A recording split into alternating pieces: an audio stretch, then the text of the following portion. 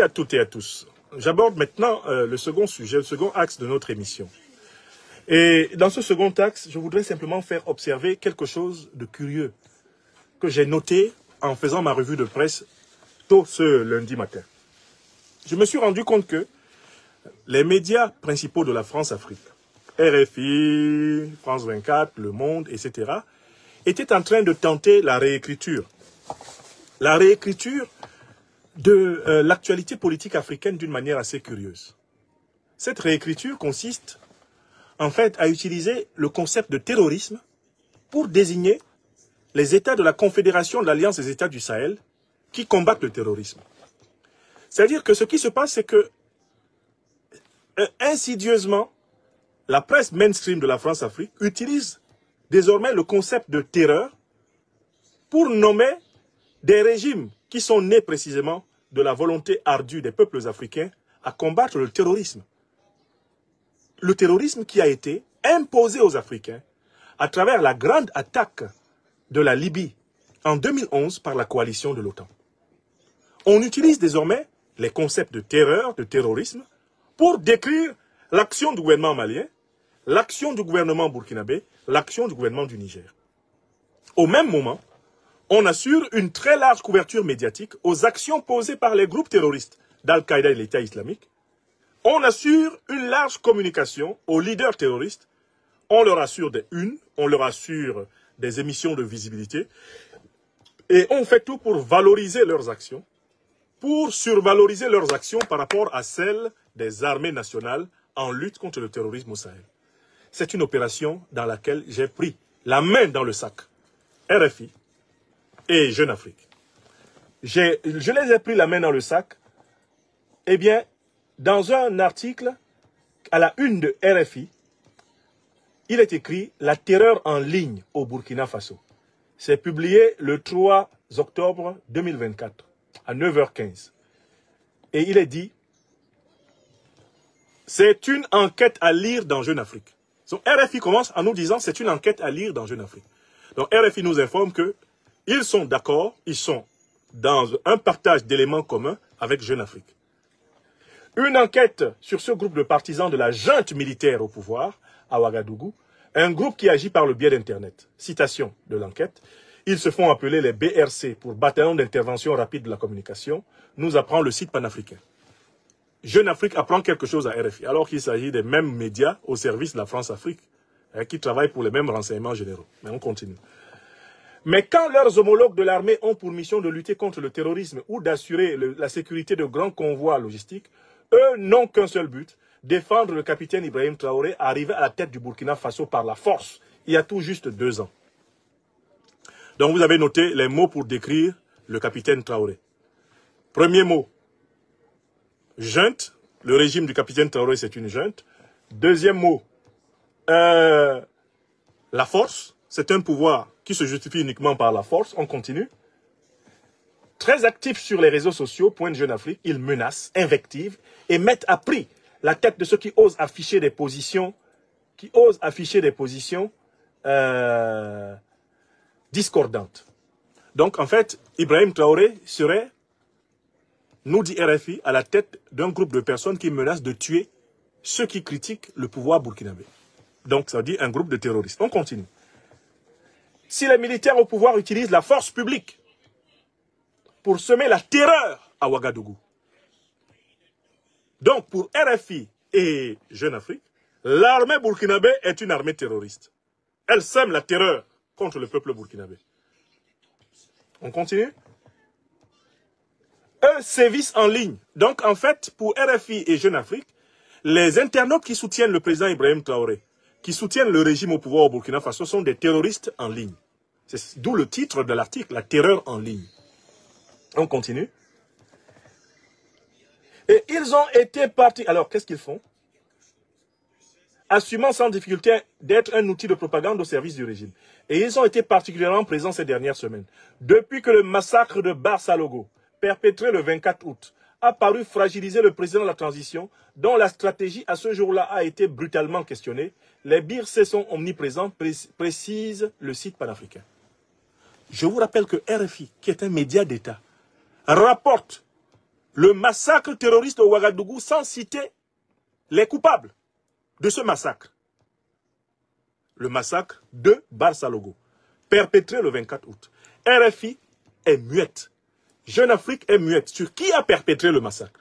Parce que si on doit dire qui a perpétré le massacre, on doit citer Al-Qaïda, on doit citer l'État islamique, on doit citer le renégat Paul-Henri Sandaogo Damiba, réfugié au Togo, qui a été cité par ses camarades arrêtés. On doit citer l'ancien commandant des forces spéciales Ahmed Kinda, qui a tout avoué. On doit citer l'OTAN, qui a installé Al-Qaïda et l'État islamique au Sahel pour fragiliser ces États et imposer ses bases militaires afin de contrôler les ressources naturelles. Comme on ne peut pas avoir le courage de reconnaître que l'OTAN est à l'origine de la déstabilisation de tout le Sahel, du Golfe de Guinée et même de toute l'Afrique depuis plusieurs années, on se contente de parler du massacre terrible de Barça Logo sans citer les responsables. Parce que le but de l'article est de présenter le président Traoré, le gouvernement burkinabé, présenter l'armée burkinabé et les partisans mobilisés contre le terrorisme au Burkina Faso comme étant les terroristes. Et motus bouche cousue sur ceux qui ont commis le massacre de Barça Logo. C'est un peu comme si on parlait de ce qui s'est passé le 13 novembre 2015 en France, avec le massacre de plus de 130 personnes dans la salle du Bataclan. On en parle pendant des heures et des heures, on fait toute une enquête, mais on ne cite jamais ceux qui ont tué des innocents français au Bataclan. Des innocents de France au Bataclan, on n'en parle jamais. On parle du massacre du Bataclan, mais jamais des massacreurs. C'est à cela que ça donne de soi-disant journaux d'investigation, de soi-disant journalistes d'enquête. Et ils écrivent, depuis que le massacre de Barça Logo, perpétré le 24 août, virgule, a paru fragiliser le président de la transition dont la stratégie sécuritaire a été ce jour-là. Je fais... Excusez-moi, je fais une bonne capture d'écran de tout ça. Alors, dans leur viseur, les journalistes, les opposants, les responsables d'organisations de la société civile, et d'une manière plus générale, toute personne se montrant publiquement un peu trop critique sur la gestion du pays. Tous sont, aux yeux des bircés, des apatrides, autrement dit des traîtres. Fin de citation. Jeune Afrique détaille par le menu les différents comptes des bircés sur les réseaux sociaux et en pointe un particulier, il s'agit du compte Facebook d'Ibrahim Maïga. Citation, la figure de proue de cette mouvance, avec 938 000 abonnés. Depuis les États-Unis où il réside, cet activiste burkinabé naturalisé américain coordonne plusieurs profils pro-IB. Réputé proche du président de la transition, il a multiplié les appels à s'en prendre aux familles des apatrides. Fin de citation. Donc voilà toute l'enquête de RFI et de Jeune Afrique qui a pour but de présenter le gouvernement burkinabé, l'armée burkinabé, les partisans du régime du Burkina Faso comme des terroristes. Et la seule fois qu'on parle du crime abominable, du massacre incroyable de Barça Logo, on ne désigne pas les auteurs de ce massacre. La terreur en ligne est donc présentée par RFI et Jeune Afrique comme étant pire que la terreur d'Al-Qaïda, la terreur de l'État islamique. Les assassins de Barça Logo ne sont pas nommés, mais on présente désormais comme des criminels ceux qui traquent les assassins de Barça Logo. Je comprends rétrospectivement pourquoi ces pays se sont protégés de ces médias, parce qu'il est extrêmement difficile de protéger son peuple de la propagande nocive de tels médias. Mais il est important pour nous qui sommes en diaspora de continuer à produire la critique de ces médias. Parce qu'il faudrait que vous vous rendiez compte que ce sont ces médias qui forment l'opinion européenne, occidentale sur l'Afrique. Ce sont ces médias qui forment l'opinion française sur l'Afrique. Les Français vivant en France, ou même hors de France, qui s'intéressent à l'Afrique, lisent ce que RFI, ce que Jeune Afrique, ce que TV5 raconte. Nous sommes donc dans l'obligation de continuer à critiquer cette presse ambiguë, cette presse complice, finalement, de la déstabilisation du continent africain. Nous avons le devoir de ne laisser passer aucune de leurs assertions fausses. D'où je conclus ce deuxième point de cette émission en disant « Cette inversion ne passera pas. Face à l'Afrique vigilante, nous savons que les terroristes sont ceux qui ont perpétré la traite négrière. Que les terroristes, ce sont ceux qui ont perpétré la barbarie coloniale. Nous savons que les terroristes, ce sont ceux qui ont mis en place le système néocolonialiste de la France-Afrique, le système impérialiste occidentale à travers toute la planète. Ce sont eux les grands terroristes. Nous savons que les terroristes sont ceux qui ont détruit la Libye, assassiné Muammar Kadhafi.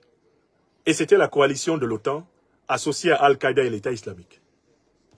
Nous en avons les preuves par les emails de Mme Hillary Clinton. Nous en avons les preuves par la célèbre conversation Lavrov-Fabius. Nous en avons les preuves par les aveux des dirigeants français eux-mêmes, tel le président Macron dans son interview au Figaro en juin 2017. Nous en avons les preuves par le témoignage des dirigeants du Mali, du Burkina Faso et du Niger. Nous en avons les preuves par les nombreuses introductions d'instances devant les organisations internationales et les accusations formelles de terrorisme adressées aux anciennes puissances coloniales, adressées aux puissances impérialistes et adressées à l'OTAN, partout dans le monde. Nous savons de manière incontestable que Al-Qaïda et l'État islamique opèrent depuis 2011, notamment en Afrique, sous le parapluie de l'impérialisme de l'OTAN. Les armes que ces organisations terroristes possèdent leur ont été données à travers le saccage de la Libye, mais elles ont été également approvisionnées à travers les proxys de l'OTAN au Moyen-Orient. Le renseignement militaire, les munitions, l'argent de ces organisations terroristes leur est approvisionné par les proxys de l'OTAN qui sont dans la CEDEAO. Et tout récemment, une enquête établissait, une enquête de l'agence européenne Reuters, fait rare, établissait que le Ghana est une base arrière officielle des groupes terroristes qui attaquent le Burkina Faso, qui attaquent le Niger et qui attaquent le Mali. Reuters a formellement établi cela et a recueilli le témoignage de 7 officiels ghanéens. 7 officiels ghanéens ont reconnu que le Ghana ferme les yeux et constitue la base arrière des groupes terroristes qui ensanglantent le Sahel. Ce sont des faits. Ce sont des faits. N'est-ce pas? Nous ne parlons pas ici sur la base d'illusions que nous aurions constituées. Excusez-moi, je déplace les machines pour prendre de l'énergie là où il en faut. Excusez-moi, je replace simplement les machines en fonction des besoins en énergie. Quelques-unes de nos machines se sont déchargées. Ça devrait aller ici. Je vais carrément. Voilà. Très bien. Ça devrait aller. Je vais alimenter celle-ci.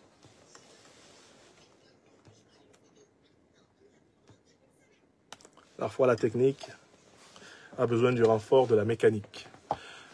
Alors, très bien. Donc, je continue à faire l'analyse. Vous avez bien compris que les Africains et les Africaines ne doivent pas tomber dans ce panneau. La confédération de l'Alliance des États du Sahel n'est pas une confédération d'États terroristes, mais d'États terrorisés, d'États attaqués par des organisations terroristes qui ont été soutenues ouvertement par l'OTAN dans le saccage de la Libye. Nous le disons sur la base de preuves que nous avons mises à la disposition des Africaines et des Africains. Et nous publions bientôt à Bamako un livre intitulé « Les preuves irréfutables de l'agression de l'Afrique par l'OTAN ». Nous allons y rassembler 7 preuves, 7. Il y aura 7 chapitres. Le livre sera publié, édité à Bamako par l'Institut de l'Afrique des Libertés. Les preuves irréfutables de l'agression de l'OTAN contre l'Afrique. Ce sera le bréviaire citoyen sur cette question. Il n'y aura pas de débat là-dessus. Parce que je vais vous donner les éléments qui font que personne ne peut vous intimider dans ce débat. 1. Sur la création des organisations terroristes. 2. Sur les responsabilités dans le saccage de la Libye. Avec les preuves tirées des mails de Mme Clinton, des déclarations de Barack Obama. Nous allons aller étudier les grandes déclarations des dirigeants occidentaux lors des rencontres internationales avant le saccage de la Libye. Nous allons étudier la déclaration du président français. Emmanuel Macron, l'a restitué dans son contexte. Nous allons rassembler les éléments que les diplomates de plusieurs puissances ont rapportés sur cette affaire. Et ce seront des choses qui seront mises à la disposition de la vendeuse du marché de Badalabougou. On va faire traduire ça en bambara et en audio, tout le monde va comprendre. Le livre sera traduit en toutes les langues possibles. Avec mes amis de l'Institut de l'Afrique des Libertés, on va faire traduire dans toutes les langues africaines possibles, sous forme audio. Il y aura une synthèse audio du livre, en bambara, en peul. Il y aura une synthèse dans toutes les langues. Je veux que ce livre-là soit mon livre le plus traduit, en toute urgence. Petit livre, hein, mais hyper traduit. Je voudrais qu'il soit traduit en 30 langues africaines. Moi, je le traduis en Bassa, d'autres le traduisent en Swahili, d'autres le traduisent en Fufulde. Je suis en train de mobiliser une équipe de 30 rédacteurs des versions en langue. Et il faut que ces versions soient en audio. Audio. Parce que l'audio va plus vite maintenant que le livre papier. Et il est plus écologique. Les gens pourront écouter le livre dans leur langue. Pour savoir. Parce que c'est un savoir banal. Ici, les chercheurs occidentaux n'ont aucun mal à savoir que c'est l'OTAN qui a détruit la Libye, que l'OTAN a agi avec Al-Qaïda, que le but c'était d'empêcher que l'Afrique échappe à la suprématie du dollar, à la suprématie de l'euro. On a tué Kadhafi pour ça. Que Al-Qaïda a été armé en Libye. On savait très bien qu'Al-Qaïda allait attaquer ensuite le Sahel. C'était prévu. Ça permettait de forcer par la suite les pays du Sahel d'accepter les bases militaires occidentales. C'était prévu. On a ensuite laissé Al-Qaïda, l'État islamique, descendre vers le Golfe de Guinée pour imposer à tous les pays du Golfe de Guinée d'accepter les bases militaires occidentales. Le but étant de contrôler à chaque fois les matières premières stratégiques que la géodétection occidentale a identifiées dans cette région. C'est tout. C'est le même modèle qui est appliqué aujourd'hui, qui est appliqué contre le Soudan. C'est le même modèle qui a été appliqué, qui est appliqué contre la République démocratique du Congo. C'est ce modèle qu'on utilise contre le Mozambique. Rendez-vous compte, même au Mozambique, ils ont réussi à envoyer de soi-disant djihadistes. Quel est l'islam qu'on veut imposer au Mozambique? C'est du jamais vu. C'est le même modèle qui a été appliqué sur tout le continent. Et ils avaient carrément prévu d'installer leur commandement militaire à Bamako. Gloire au général Amadou Toumani Touré d'avoir refusé cela. Il a dit non. Mon nom ne sera pas associé à cette ignominie. Ika monnaie. Voilà. Donc, ils veulent faire croire à l'opinion française, ils veulent faire croire à l'opinion mondiale que les armées du Mali, du Burkina et du Niger, qui sont en proie aux groupes terroristes, sont des armées terroristes. Ils veulent renvoyer dos à dos les criminels d'Al-Qaïda de l'État islamique, formés et armés par l'OTAN, avec les valeureux soldats de la défense de la souveraineté africaine, des forces armées maliennes, des forces de défense et de sécurité du Burkina Faso, des forces armées nigériennes. Il n'y a pas photo entre un soldat sahélien et un terroriste au service de l'OTAN. Il n'y a pas photo. Le premier est un patriote panafricain, révolutionnaire. Le second est un valet, un renégat, un vassal, un ennemi du bien. Il n'y a pas photo entre eux. On pleure les premiers, les seconds, on les enterre rapidement. On pleure les valeureux soldats de la défense de la souveraineté africaine. Les terroristes, on les neutralise et on les enterre vite. On ne perd pas le temps sur des gens qui n'aiment pas les gens, qui ne respectent pas leur propre peuple, des gens qui n'ont pas pitié de leur propre population, de leur propre sang, de leur propre continent. Ces gens-là, la seule humanité qu'on puisse exercer envers eux consiste à les neutraliser dignement. Dignement. Parce que là, nous faisons un travail d'éducation. S'ils nous écoutent, ils devraient en profiter pour changer, pour renoncer à ce métier diabolique. Mais ils ne veulent écouter personne parce qu'ils sont attirés par le gain rapide. Ils ne veulent écouter personne parce qu'ils sont drogués et que l'habitude de la drogue crée une dépendance envers ceux qui la leur fournissent. Ils ne veulent écouter personne. Eh bien, parce que de toutes les façons, ils ont pris l'habitude de vivre dans cette facilité.